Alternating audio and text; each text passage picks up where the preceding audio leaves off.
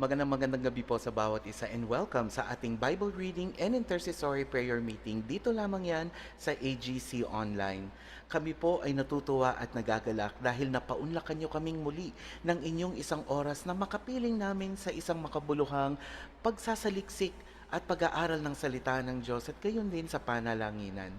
Tunay nga po na hindi tayo nabubuhay sa pagkain lamang, ngunit tayo po ay nabubuhay sa salita ng Diyos. Ito po ay isang bagay na kailangan nating gampanan sa araw-araw na buhay natin na tugunan ang kakulungan sa ating mga spiritual na buhay.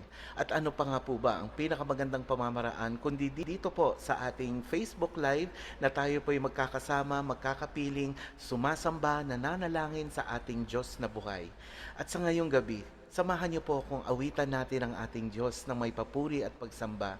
At naway ang awitin na ito ay magsilbing isang panalangin. Panalangin na may pag-asa, panalangin na may pananampalataya lamang sa ating buhay na Ama.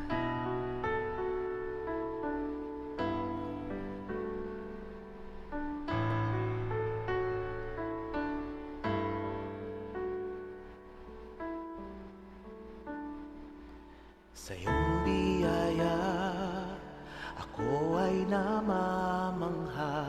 Sa iyong kalinga, panganib ay di banta. Sa pag-ibig mo, palaging ligtas ang puso.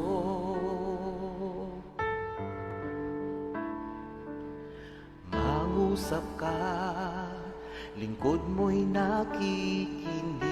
Sa ingay man, bulong mo'y natatangi. Pag-asa ikaw, sa'yo puso ko tatahan.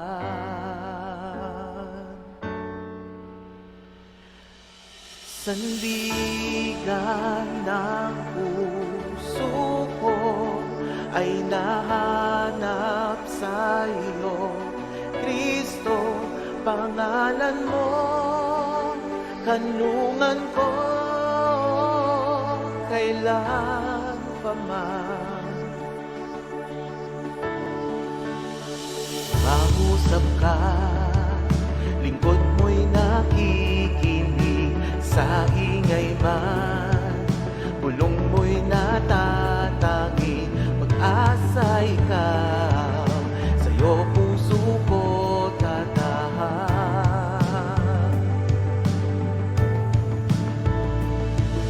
Sandigan ng puso ko ay nahanap sa iyo, Kristo, pangalan mo, kanlungan ko.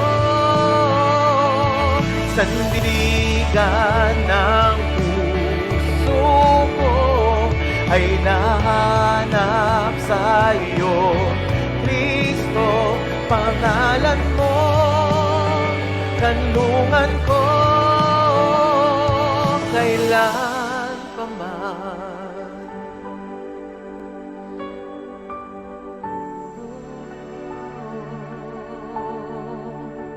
Kailan pa man.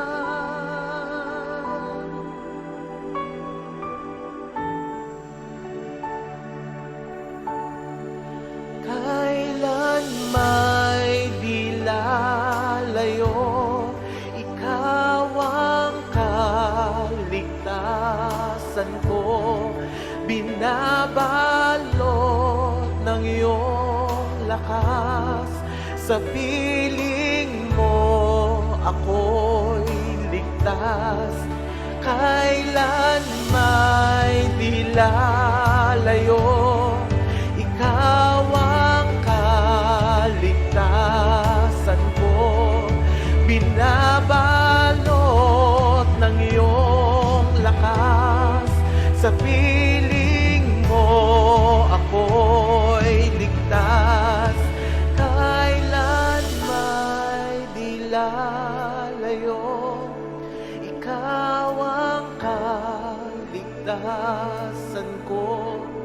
Binabalot ng iyong lakas, sa piling mo ako'y ligtas. sandigan ng puso ko ay nahanap sa iyo.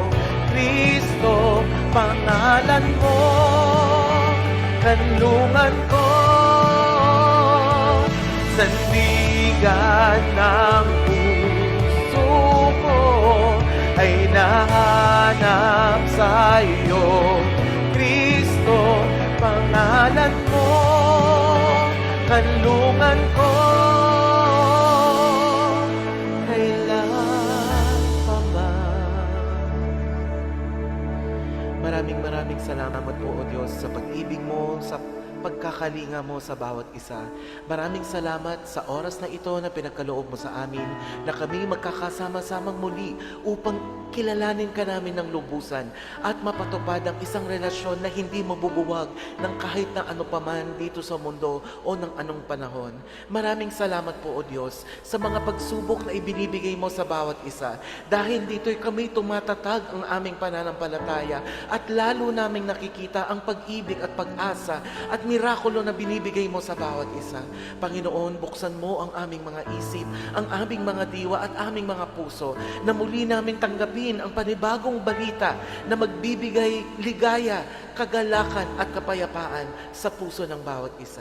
Maraming salamat po, O Diyos. Ikaw ang purihin, Ikaw ang dakilain, Ikaw ang itanghal sa lahat ng meron kami sa aming mga buhay. Maraming salamat po, O Diyos, sa pangalan ni Jesus. Amen.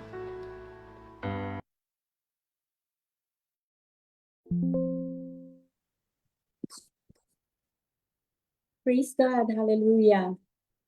Thank you, Brother Gerald, for that wonderful song for God. And good evening, brothers and sisters. It's nice to be here again, to be with Christ, to be one in spirit and in truth, in His presence within us. Let us ask God to purify our hearts, to open our spiritual eyes and ears, and let's start to worship God through our prayers. Father God, we pray for your Holy Spirit for tonight. Take the lead as we study these scriptures, Lord, growing our discernment and understanding so that we may glean the wisdom to be with us tonight, Lord. Lord, as we study your scriptures for tonight, for Sister Angel Castro and Leanne from the YPs, Lord, Father God, let there be wisdom, Father God, for them for tonight. Lord, lead them, lead the Holy Spirit, O God, and be with them for tonight. And also for Pastor Agnes, Lord, Father God, for the intercessory, Father, exhortation. Lord, lead her, O Lord God, and give her the wisdom and the double portion of anointing, Father God. As we pray, Father God, for tonight, we thank you and we hear your word again. Give us wisdom, Father God. Amen. And we proceed for the Bible reading, brothers and sisters, as led by the young people for tonight, reading from the book of Matthew chapter 8 tonight.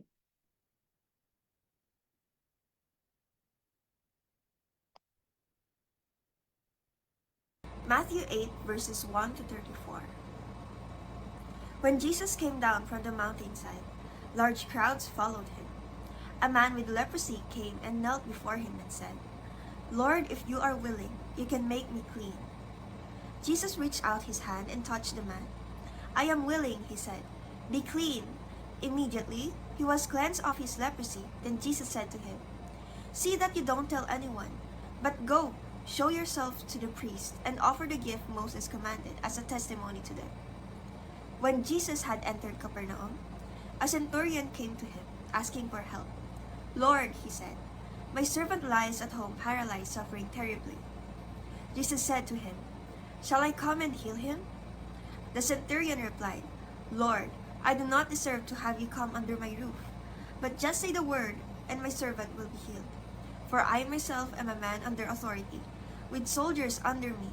I tell this one, go, and he goes, and that one, come, and he comes. I say to my servant, do this, and he does it." When Jesus heard this, he was amazed, and said to those following him, "Truly I tell you, I have not found anyone in Israel with such great faith. I say to you that many will come from the east and the west, and will take their places at the feast with Abraham, Isaac, and Jacob in the kingdom of heaven. But the subjects of the kingdom will be thrown outside into the darkness, where there will be weeping and gnashing of teeth." Then Jesus said to the centurion, "Go, let it be done just as you believed it would." And his servant was healed at that moment.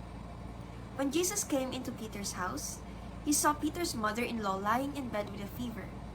He touched her hand, and the fever left her, and she got up and began to wait on him. When evening came, many who were demon-possessed were brought to him, and he drove out the spirits with the word and healed all the sick. This was to fulfill what was spoken through the prophet Isaiah. "He took up our infirmities and bore our diseases." When Jesus saw the crowd around him, he gave orders to cross the other side of the lake. Then a teacher of the law came to him and said, "Teacher, I will follow you wherever you go." Jesus replied, "Foxes have dens and birds have nests, but the Son of Man has no place to lay his head." Another disciple said to him, "Lord, first let me go and bury my father." But Jesus told him, "Follow me and let the dead bury their own dead." Then he got into the boat, and his disciples followed him. Suddenly, a furious storm came up on the lake, so that the waves swept over the boat. But Jesus was sleeping. The disciples went and woke him, saying, "Lord, save us, we're going to drown." He replied, "You of little faith, why are you so afraid?" Then he got up and rebuked the winds and the waves, and it was completely calm. The men were amazed and asked, "What kind of man is this? Even the winds and the waves obey him." When he arrived at the other side of the region of the Gadarenes, 2 demon-possessed men, coming from the tombs, met him. They were so violent that no one could pass that away. "What do you want with us, Son of God?" they shouted. "Have you come here to torture us before the appointed time?" Some distance from them, a large herd of pigs was feeding. The demons begged Jesus, "If you drive us out, send us into the herd of pigs." He said to them, "Go." So they came out and went into the pigs, and the whole herd rushed down the steep bank into the lake and died in the water. Those tending the pigs ran off, went into the town, and reported all this, including what had happened to the demon-possessed men. Then the whole town went out to meet Jesus, and when they saw him, they pleaded with him to leave their region. Matthew chapter 9. Jesus forgives and heals a paralyzed man.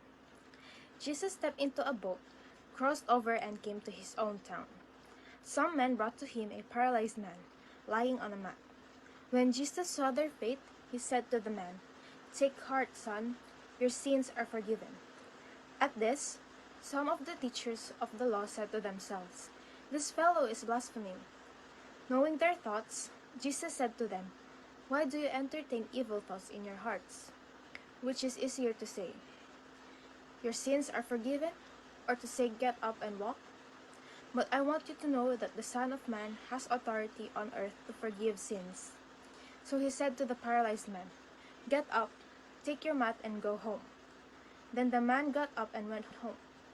When the crowd saw this, they were filled with awe, and they praised God, who had given such authority to man. The calling of Matthew. As Jesus went on from there, he saw a man named Matthew sitting at the tax collector's booth.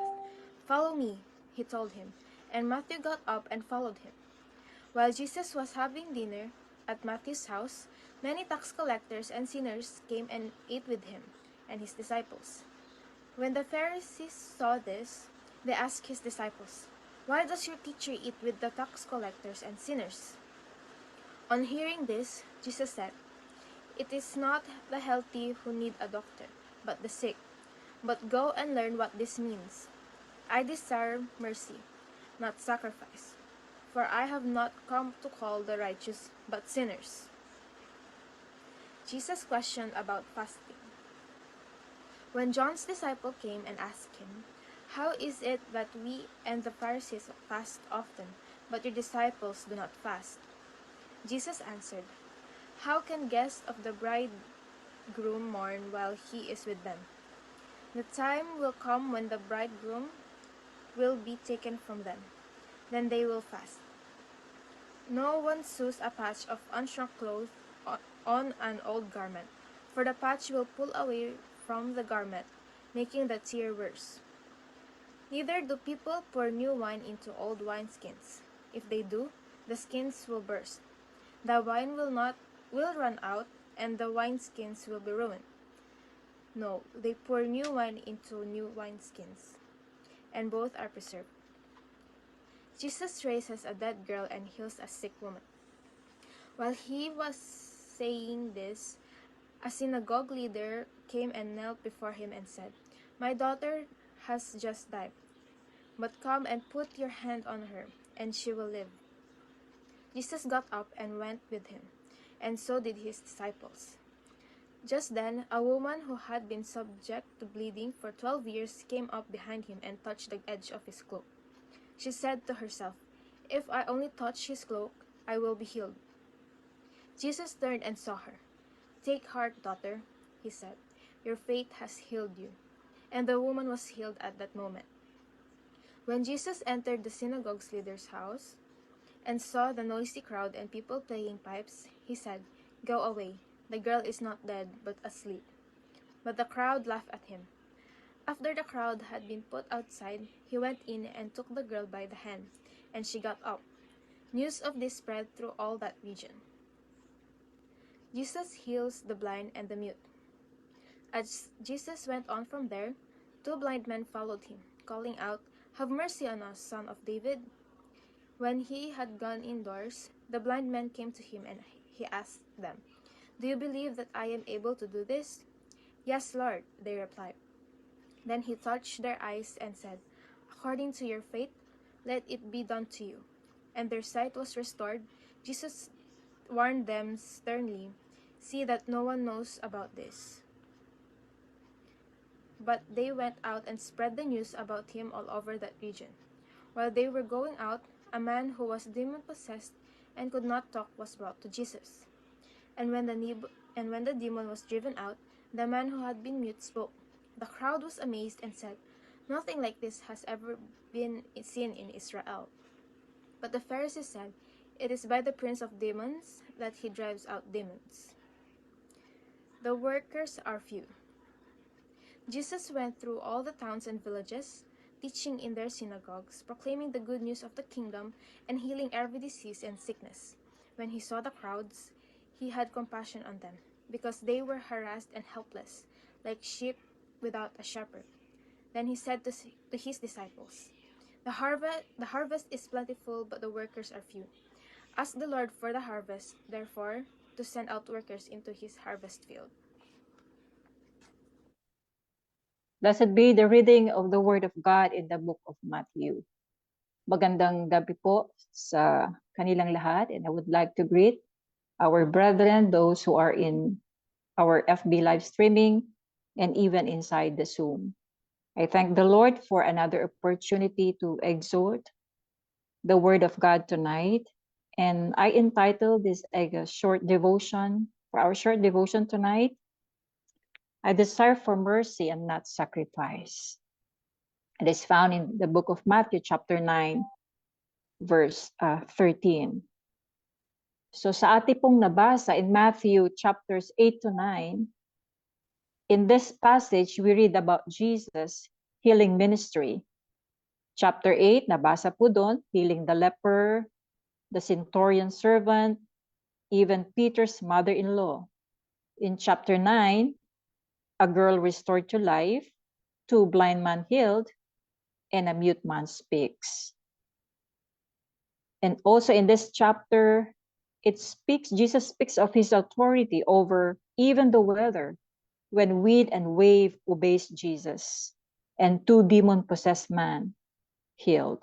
So in these chapters, we see that Jesus showed his compassion, his power and authority to heal, for us to understand a bigger miracle of healing that he would do in his death and resurrection.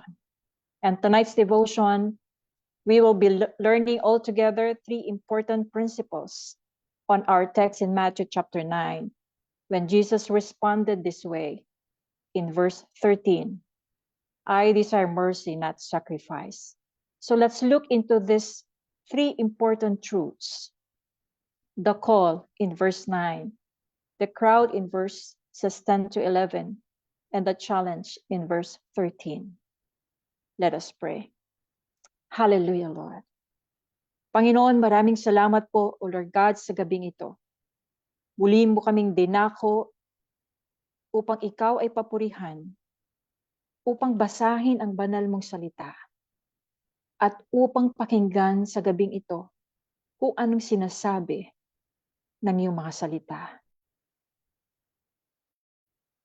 That the word, Lord, will inspire us, will challenge us, will teach us, will instruct us. Dahil yan ang sinasabi mo, Panginoon, sa iyong salita. Pinagkakatiwala namin, Panginoon, ang gawain namin sa gabing ito, lalong-lalo na, O Diyos, ang banal mong salita na siya pong maibabahagi sa gabing ito. And let your presence be with us tonight and the power of the Holy Spirit speak in my behalf. Lord, we thank you, we praise you in the name of Jesus. Amen. Tayo ay dumako dun sa una nating pag-uusapan about the call. Actually, this chapter is the calling of Matthew. So as Jesus, in verse 9, it says, as Jesus passed on from there, he saw a man named Matthew sitting at the tax office. And he said to him, follow me. So he arose and followed him. So who is Matthew? Matthew, he wrote the book of Matthew. And he was a tax collector. Actually, kukunti ang nasasabi dito about Matthew. And it is also known as Levi, the son of Alphaeus. At mababasa natin doon sa book of Mark in chapter 2, verse 14, and the book of Luke, chapter 5, 27 to 28. So let's take a look, ano ba yung mga tax collectors nung kapanahunan ng ating Panginoon. So they are rarely beloved in any country or any era of history. And they were regarded as collaborators with the Romans against their fellow Jews. So nakikipag-ugnayan sila sa mga Romans. At the time, it was the reign of the Roman Empire. So the Jewish people thought of them even as traitors because they worked for the Roman government. And they had the force of Roman soldiers behind them to make people pay taxes. Yan ang pinagmamalaki ng mga tax collector because behind them are the Roman soldiers and they are threatening the other Jewish people around them. So the Jewish people considered them extortioners because they were allowed to keep whatever they over-collected. And a tax collector bid among others for the tax collecting contract.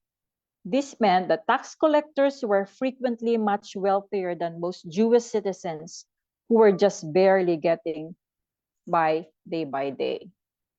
So I guess we are so familiar with tax collectors kasi even sa kapanahunan natin, ganito rin ang nangyayari sa loob ng revenue office. Okay, for example, in many tax collectors might want to have the tax contract for a city like Capernaum. In that time, they're handling that city in Capernaum. The Romans awarded the contract to the highest bidder. The man collected taxes. They paid the Romans what he promised. And the remainder, they kept them. And these tax collectors have a lot of incentive that is coming from the Roman government. So yung mga sobra-sobra, ito ay binubulsa na lang nila. So they are collecting much from the Jewish people, and then yung sobra, kanila pong binubulsa. That's why they are called extortioners. And they were regarded as notorious sinners.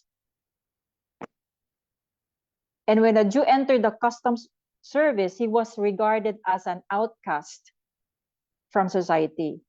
And they are even disqualified as a judge or a witness in a court session. They were excommunicated from the synagogue. They are not allowed to enter the synagogue. And in the eyes of the community, his disgrace extended to his family. Yun po yung masakit kasi pati pamilya ay ganun na rin ang tingin sa kanila. So sounds familiar what is happening right now in the Philippines, na nalalantad ang korupsyon, na aapektuhan ang buong pamilya. So the call of Matthew was so simple. That Jesus said, "Follow me." And Matthew responded immediately because he arose and followed him. So some scholars believe he was present at the Sermon on the Mount in Matthew chapter 5, and possibly recording it word for word. And Matthew may have witnessed or heard Jesus' miracles all over the place. That's why when Jesus had called him, "Follow me," immediately Matthew responded. So understanding how almost everyone hated, sukang-suka sila sa mga tax collector, minumura nila ang mga tax collector. But it is remarkable to see how Jesus loved and called Matthew. And Matthew responded to Jesus' invitation immediately.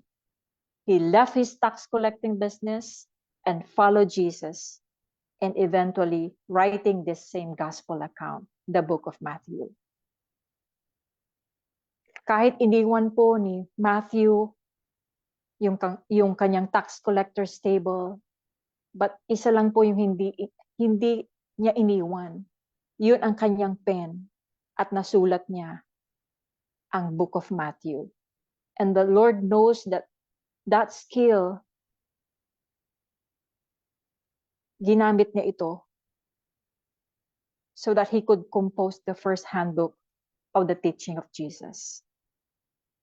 So in one way, this was more of a sacrifice than some of other disciples made, like Peter, James, and John. These are fishermen. Kung gusto nilang bumalik sa fishing, they could easily go back, but not for Matthew. Kasi oras na iniwan mo yung position mo, when you are employed in a Roman government, mahirap mo na itong balikan ulit.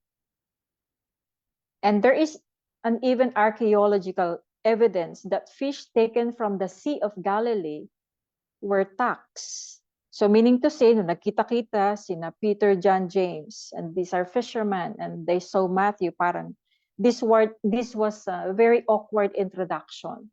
Seeing Matthew with them, a sinner, a traitor, lahat na ng masasamang bansag ay ipinabansag na sa isang tax collector. But Matthew simply followed Jesus at once, not minding of what he will be leaving behind.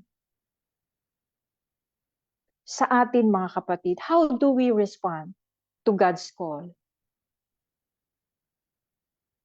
Sinasabi ba natin ito, "Lord, wait muna, o tsaka na. Pag pinagaling mo ako, Panginoon, susunod ako sa iyo." O kaya kung maedad ka na, siya na lang. Mas bata siya, matanda na po ako. O kaya, pag yumaman na lang ako. Or, sasabihin ba natin like Isaiah has said, "Narito po ako. Ako ang inyong isugo." So, how do we respond in God's call?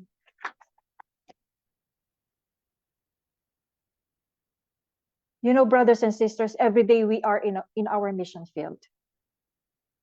The mission field, it is where the Lord had placed us.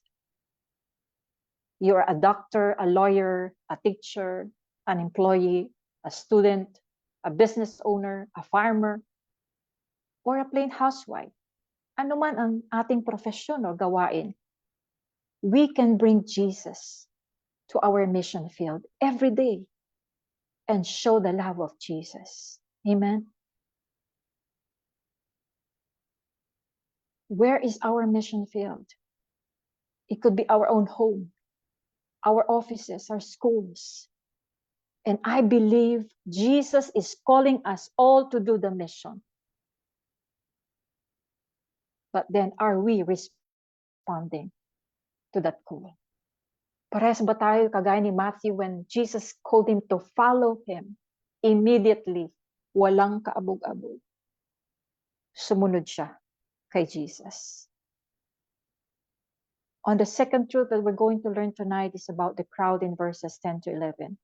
It says, now it happened as Jesus sat at the table in the house, that behold, many tax collectors and sinners came and sat down with him and his disciples.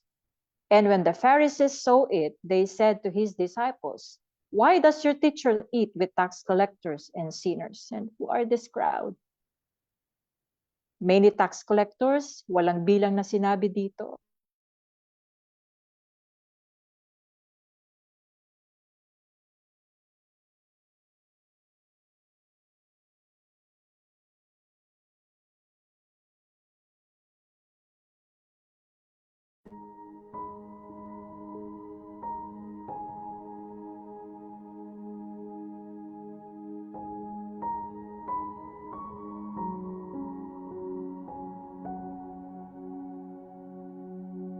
Sinabi sa mga disipulo, why does your teacher, speaking to Jesus, eat with these tax collectors and sinners? So the reaction, pansinin po natin ang reaction dito ng mga Pharisees, which are part of the crowd. Why does your teacher, speaking to Jesus as the teacher, eat with these tax collectors and sinners? Bakit siya nakikisalamuha? Because these Pharisees' concern is their own perceived of righteousness, self-righteousness, and they question why Jesus would associate with such people. But look at the response of Jesus in verse 12. When Jesus heard that, he said to them, those who are well have no need of a physician, but those who are sick. Jesus had that compassionate heart. He recognizes that these sinners, or they call these traitors, needed a physician, and Jesus did not affirm of their decisions or affirm of their lifestyle. Hindi ito yung inaayunan ng Panginoon. But Jesus affirmed their value or their worth. And Jesus showed how to love people. So Jesus is not affirming of their sinful decisions or their sinful acts. But what Jesus saw ay yung kahalagaan nila, their value, their worth, that they need a physician because they are spiritually sick. So it does not matter how big is their mess, they still have worth and value. These tax collectors were outcast in the community as if they were defined by their mistakes. Pero mo pag tuwing nakikita sila, ganon ang pagtingin ng mga tao. But look at this. Jesus reached out to them. Do we have that same compassion with other people, especially those who haven't accepted Jesus as their Lord and Savior? How do we assess ourselves or react when we are with a crowd or with a company of non-believers? Do we have the same heart of compassion as Jesus? Let us assess ourselves tonight, brothers and sisters, as we move on to this third point, the challenge. In verse 13, Jesus said, "But go and learn what this means. I desire mercy and not sacrifice, for I did not come to call the righteous, but sinners to repentance." So in verse 13, Jesus direct instruction to the Pharisees saying, "Go and learn what this means. I desire mercy, not sacrifice." And this statement is a challenge to focus on compassion and showing mercy rather than performing rituals or sacrifices. At the time, there are a lot of rituals, there are a lot of rules by the Pharisees. Remember our devotion in the book of Zechariah, when the Jewish people had to ask, are we going to fast? Now that we are experiencing prosperity, do we still need to fast? They are on rituals, and they even forgot to show mercy yung mga naghihirap, yung mga orphans at the time. That's why in the book of Hosea, Jesus told them to study the prophet Hosea, chapter 6, verse 6. It says, "For I desire mercy, not sacrifice, and acknowledgement of God rather than burnt offerings." Because in Hosea's day, God's people were still good at bringing sacrifices, their burnt offerings, and daming offerings, for they had forsaken mercy, and they abandoned mercy because they gave up the knowledge of God and truth. But God would rather have right hearts, full of truth and mercy, than sacrifice. As I move to our conclusion tonight, I would like to conclude with this principle shared by Pastor Lumahan in the book of Luke, when he says, in his mercy, Jesus resolved to die to undeserving sinners like you and me.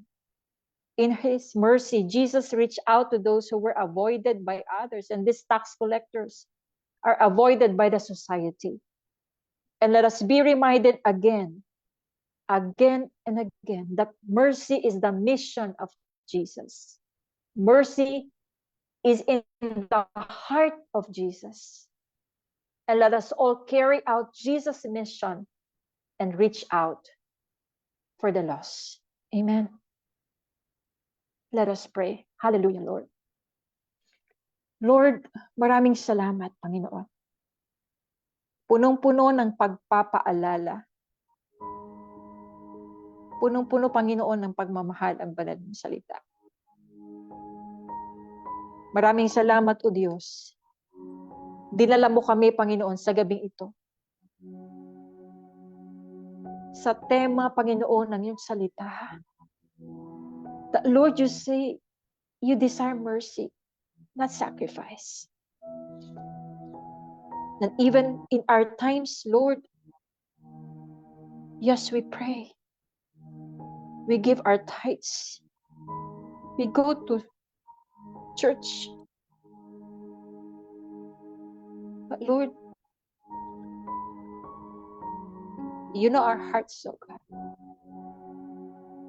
Dalangin po namin, Panginoon, that we will cry out in prayer for those people na kailangan namin abutin, Panginoon. That they would experience salvation just like what we are experiencing, Lord. Lord, we remember those people who have reached out to us, who have shared the word. We thank you for their lives, God. Dahil sa kanila, nakilala ka na. Inabot mo kami, Panginoon. And here we are, Lord, believing that by your grace, God, natamo namin ang kaligtasan. Lord, yan din po ang ilagay mo sa aming puso sa gabing ito. That we will show mercy. and reach out for the lost. Oh God, as we pray for your church tonight, Lord, samahan ninyo ako mga kapatid as we pray for the church. And as the prayer focus that is flashed on the screen, join me in praying for the church tonight, brothers and sisters. Let us pray for the release of grace to love one another, and that God will help us to live holy lives.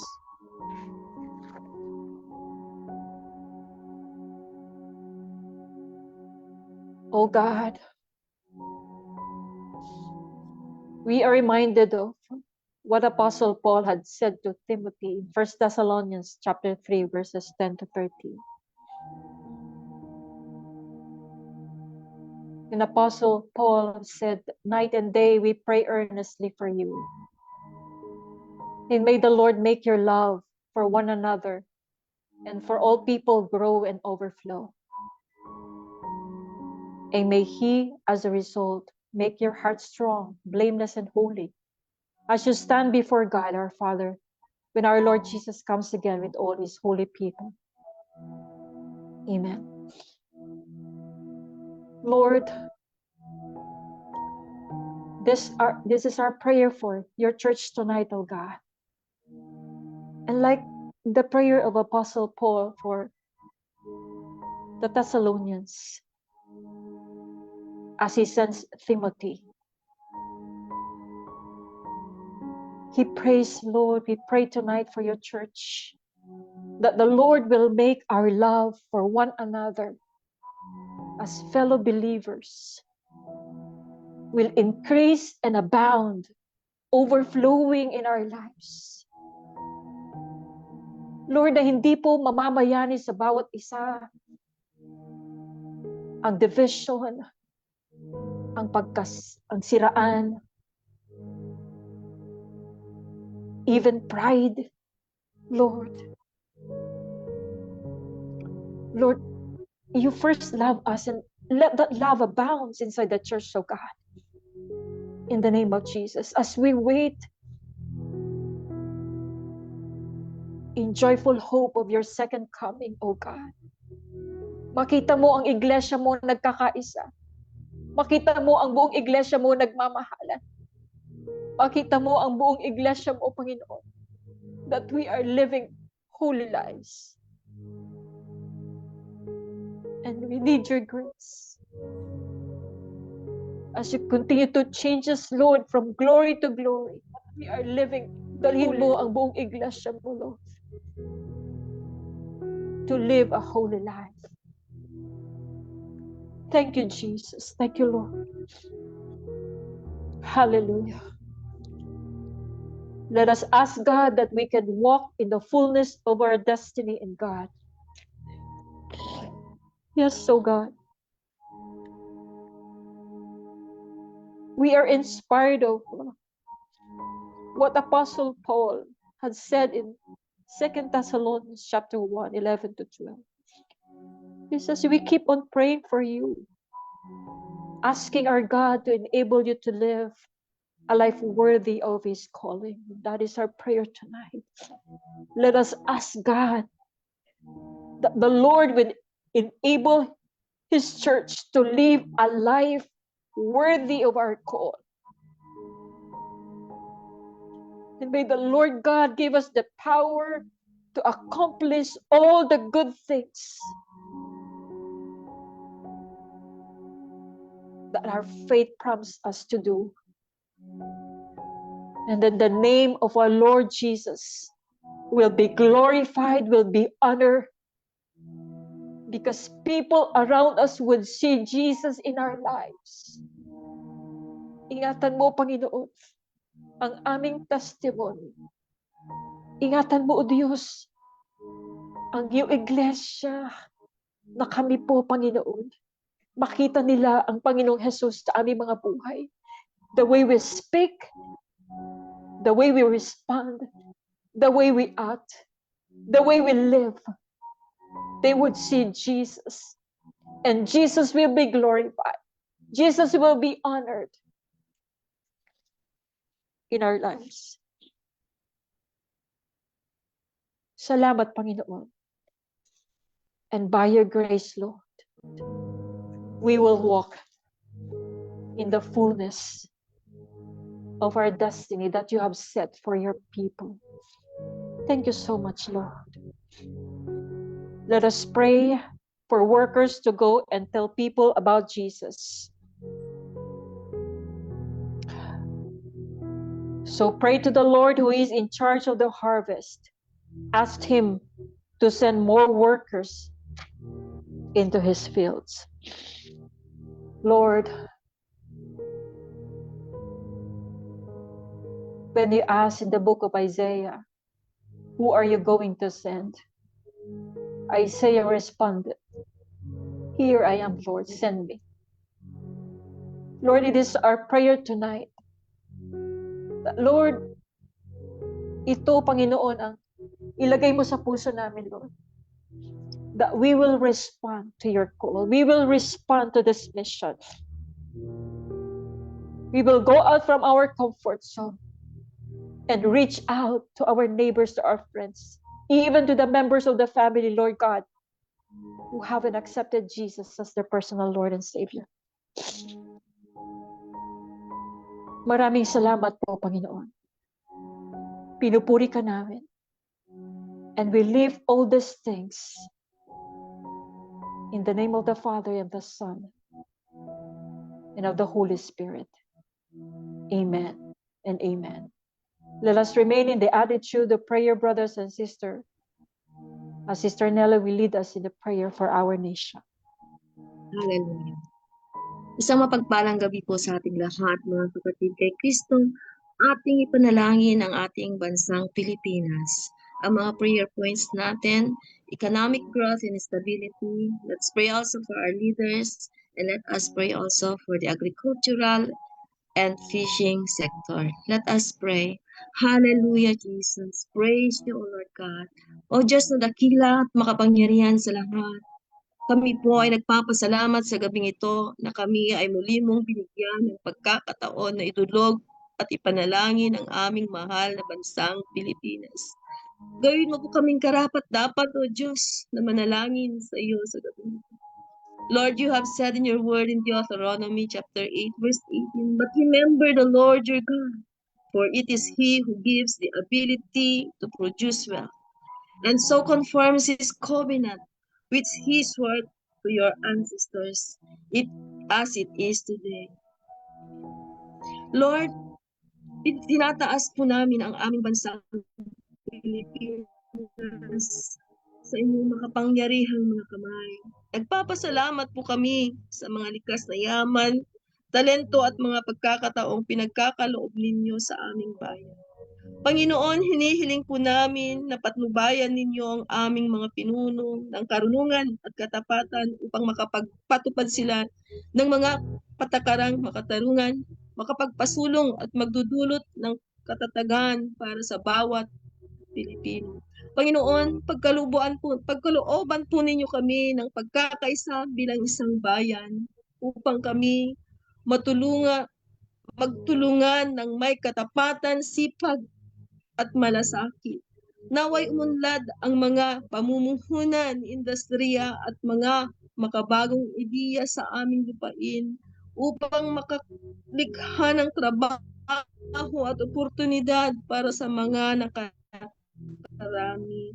Ipinapahayag namin, O Diyos, na ang Pilipinas ay uunlad sa katatagan at paglago ng ekonomiya bilang isang patotoo ng iyong kabutihan at katapatan sa amin. Lord God, itinataas din po namin sa inyo ang lahat ng pinuno ng aming bansang Pilipinas. Mula sa aming Pangulo, Pangalawang Pangulo, mga senador, kongresista, gobernador, mayor, at mga opisyal ng barangay at bawat isa na pinagkalooban mo ng otoridad. It is written, O Lord God, in 1 Timothy chapter 2, verses 1 to 5. I urge you, first of all, to pray for all the people. Ask God to help them, intercede on their behalf, and give thanks for them. Pray this way for kings and all who are in authority, so that we may live peaceful and quiet lives, marked by godliness and dignity. This is good and pleases God, our Savior, who wants everyone to be saved and to be understand the truth. Amen. Panginoon, hinihiling po namin na pagkalooban mo ang bawat leaders po namin ng karunungan, katapatan at malasakit sa kanilang pamumuno. Ingatan po ninyo, Panginoon, ang kanilang mga puso at isipan laban sa katiwalian, makasariling hangarin at kasinungalingan. Punuin po ninyo sila ng tapat na hangaring maglingkod, Panginoon, sa bayan ng may katarungan, kababaang loob at pagmamahal. Naway taguyod nila ang katarungan, O Lord, at isulong ang kapayapaan at paglingkuran ang kapakanan ng bawat Pilipino. Panginoon, patnubayan ninyo ang kanilang mga pasya upang magdala ng pagkakaisa, kaunlaran at katatagan sa aming bayan. Palibutan po ninyo sila ng makadiyos na tagapayo at palakasin upang labanan ang tukso. Naway ang kanilang pamumuno ay magbigay ng kaluwalhatian sa iyong pangalan at maging pagpapala, O God, sa aming bansa. Muli, Panginoon, pinagkakatiwala po namin sa inyo ang aming bansang Pilipinas. Naniniwalang sa pamumuno ng mga matutuwid at may takot sa Diyos, ang aming bansa, Panginoon, ay uunlad sa kapayapaan, kasaganaan at pag-asa. Yes, O Lord God, dinudulog din po namin, O Diyos, ang sektor ng agrikultura at pangingisda ng Pilipinas. Nagpapasalamat po kami, Panginoon, sa pagbibigay mo ng kasaganaan sa aming lupa at karagatan. Sa gabing ito, itinataas po namin sa inyo ang aming mga magsasaka, mangingisda at lahat ng manggagawa sa sektor ng agrikultura at pangingisda. Panginoon, palakasin mo po ang kanilang mga kamay at pagpalain ang bunga ng kanilang pagpapagal.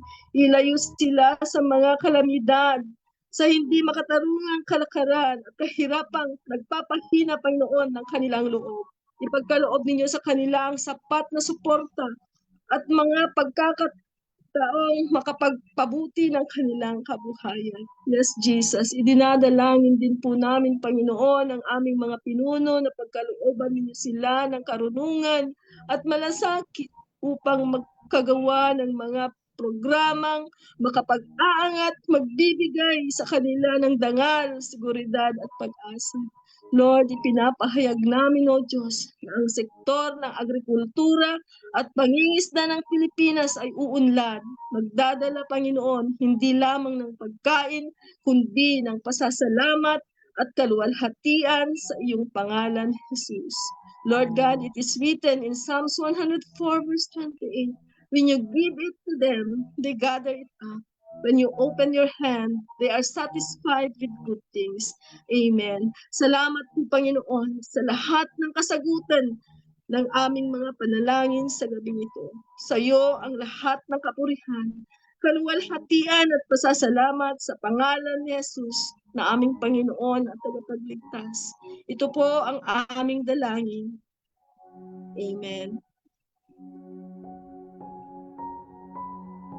Amen. Hallelujah. Continue to be in the presence of God, brothers and sisters, as we pray for our families, pray for the family. And as the prayer focus flash on the screen, be with me, brothers and sisters, for the prayer. We pray for the wisdom and guidance. As James said in chapter 1 to 5, if any of you lacks wisdom, you should ask God, and it will be given to you. We pray for the health and healing. Nevertheless, I will bring health and healing to it. I will heal my people and will let them enjoy abundance, peace, and prosperity, as it says in Jeremiah 33, verse 6. And let's pray also for joy and gratitude. The joy of the Lord is your strength, said in Nehemiah chapter 8, verse 10. manatili po tayo sa presensya ng Panginoon ng may espiritu po ng pagpapakumbaba. Dalangin natin ang ating mga pamilya. Let us welcome the Holy Spirit that will lead us. By the power of the Holy Spirit, God will lead us through this prayer for our families. Hallelujah. Hallelujah, Jesus. Let us pray for the protection and guidance. Lord, grant us wisdom and clarity in our decisions, O Lord. Remind us, Lord God, to act with kindness, Father God, to one another. May your light shine in our path, O Lord God, and bring us peace and joy, Panginoon. We pray for the nurturing love, O God, and unity to serve as the sacred nature of family relationships, Lord, as the role to recognize the role to play, O God, Father, to reinforce the ties between us. That all the members of the family, O God, let there be bound, O Lord. And above this, Father God, there should be love, which binds everything, O Lord, together in perfect harmony. Nandun, Panginoon, ang pagkakaisa ng bawat isa sa pamilya. Let there be peace upon their hearts, Lord. That the Christ is the ruler in their hearts, to which indeed we are called, Father God, to be one body and be together. I'm thankful that you are our God, our Savior. That there should be an offering, comfort, O Lord, Father God, and support. Magkaroon, Panginoon, ng pagsusuporta ng bawat isa. Hindi namin namalayan, Panginoon, ang bawat araw na nagdaraan sa pamilya na maraming napagdadaanan. Lahat ng mga membro, Panginoon, ay may mga pinagdadaanang problema. May mga stress, Panginoon, na nangyayari sa araw-araw sa mga problemang dumaraan. Lalong-lalo na, Panginoon, ang kalusugan, the health challenges or emotional hardships, O God. Lord, we pray that you will be with us, O God, that each member of the family during these hard times, these struggles, Lord, you are our compassionate God, a God of compassion, O Lord, and a God of comfort during these end times, Lord. Ikaw, Panginoon, aming Diyos na buhay, pinaglilingkuran na nagbibigay, Panginoon, ng kaluwalhatian sa bawat puso na may mga kabighatian ngayon na pinagdadaanan, lalo na sa mga sakit, Panginoon. Lord, we pray for the health and the healing of every family. We commit everything to you, O God. To those families who are fallen sick at this moment, we believe that you are our healer, our great physician. May you be the comfort of our family members, O God, who are physically sick, in pain right now. Lord, hawakan mo sila, Panginoon. Touch them, Lord, Father God. The healing hands, O God, igawad mo po sa kanila ng bawat membro ng pamilya. I will lift them up to you, O God, all the family members who are sick, who are going through difficult times, O God. Whether in illness, emotional pain, or other challenges, O God. Lord, we ask your healing touch and comfort be upon them.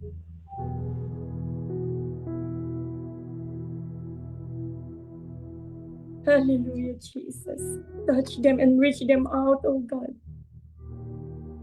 Heal them. In the name of Jesus, touch them with your divine healing, oh God. As we continue to pray for the joy and gratitude of every family, our gracious God, with hearts of gratitude, we thank you, O Lord Father God, for the precious gift of family, friends, and our loved ones. Thank you for the love of Father God, the share and support they offer for each member of the family, and the joy of Father God they bring. Lord, help us to cherish each moment, Father God, to spend together, magkaisa ang bawat pamilya, Panginoon. The blessings surrounding us, O Lord. The hearts overflow with thanksgiving. The abundance of love and companionship in each member of the family. Pagtibayin mo, Panginoon, ang bawat isa. That each member of the family is having a thankful heart, O God. Lord, I also pray for the sick right now. Father God, touch them. Those members, oh God, that suffering from illness. Panginoon, touch Sister Alma Obando, Father God, to renew her strength and recover for her sickness right now. In the name of Jesus. Panginoon, kayo po ang siyang aming great physician, O God, the God that healeth thee. Touch also Brother Jonathan, Father God, sa kanya pong nararamdaman. Sa ngayon, nagsasuffer siya, Panginoon, ng lagnat, Panginoon, at ubo. I pray for Brother Jonathan for his healing. Touch him, O God. And also to Brother Gerald. Panginoon, kayo po ang humipo, Panginoon, sa kanya pong nararamdaman sa ngayon. Touch them, Panginoon. Heal them, O God. Kayo, Panginoon, ang siyang nagbibigay, Panginoon, ng lahat ng ito, ng kagalingan sa mga tao, Panginoon, na may mga karamdaman. Hallelujah. We lift them up, everything, O God, unto you, our families. Kami nagpapakumbaba sa inyo, O Lord, na igawad mo ang kagalingan sa bawat isa, Panginoon. Dahil naniniwala kami, Panginoon, na kayo lamang ang Diyos na nakakapagpagaling sa mga sakit, karamdaman, O God, physically and spiritually, O God, emotionally. Ang bawat isa, Panginoon, itataas namin ang iyong pangalan dahil kayo, Panginoon, siyang nagligtas sa amin. Maraming salamat, Panginoong Jesus. Dakila ka sa aming buhay. Hallelujah. We praise you, Father God. We glorify you, O God. As we go on, Panginoon, as we close our intercessory prayer, O God, we thank you, O Lord, Father God, for tonight, for teaching our hearts again to always seek your word. Be with us always, Lord. Bless us, bless our family, O Lord. Give us a restful sleep for tonight as we separate ways, O Lord. Kayo, Panginoon, ang siyang magbantay sa amin muli. Bigay mo sa amin, Panginoon, ang sapat na kapahingaan. Maraming salamat, O God, sa iyong presensya sa gabing ito. We thank you for your grace, Father God. We have heard your word again. Give us the strength, O Lord, and courage to practice and obey. your will. And let your will be done, O Lord. There is a blessing for each and every one of us, O God. Those who attended, Lord, for tonight, and those people who are not with us. We say amen, O Lord God. Sa lahat ng mga panalangin nila, Panginoon, as we declare their goodness be upon them, O God. And we say amen to those who are sick. Lahat, Panginoon, ng mga panalangin nila, we say amen, O God. We declare healing for each and every one, Lord God, as He deserves the glory, O Lord. As we desire the mercy, not sacrifice, as you said in your word. Maraming salamat, Panginoon.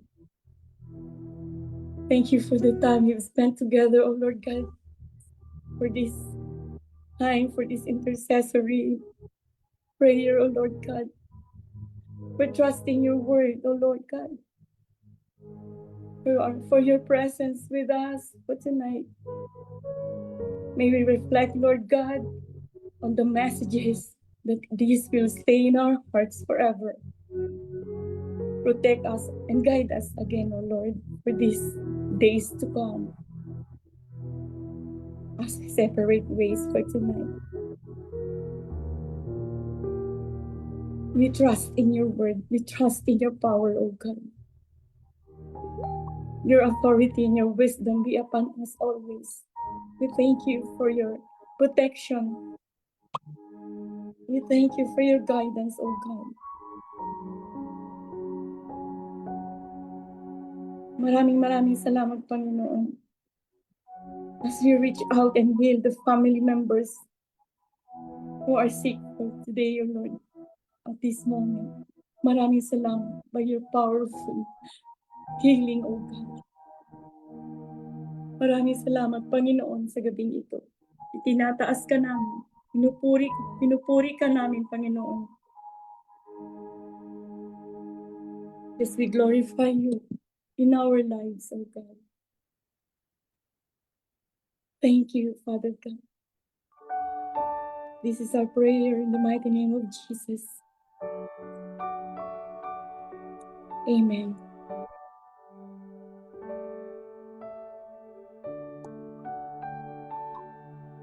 Maraming salamat, Panginoon, sa gabing ito. Maraming salamat, mga kapatid. See you again next week.